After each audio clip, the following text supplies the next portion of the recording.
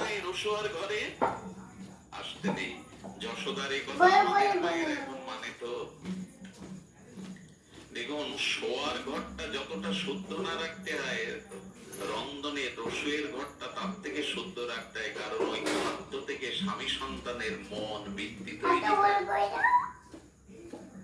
সমাজটা কোথায় নিয়ে চলেছে আমরা জানি না।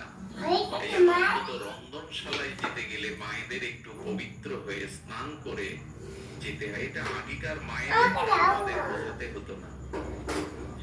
তারপরে ব্রহ্ম বলা হয়।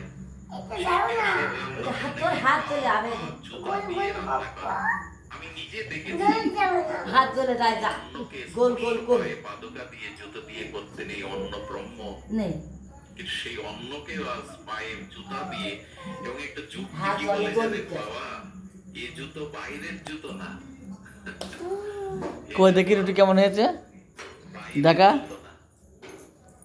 এদিকে আয় রুটি দেখা অজুহাত আর অজুহাত, কখনো পায়ে জুতা দেখি রুটি কেমন হয়েছে।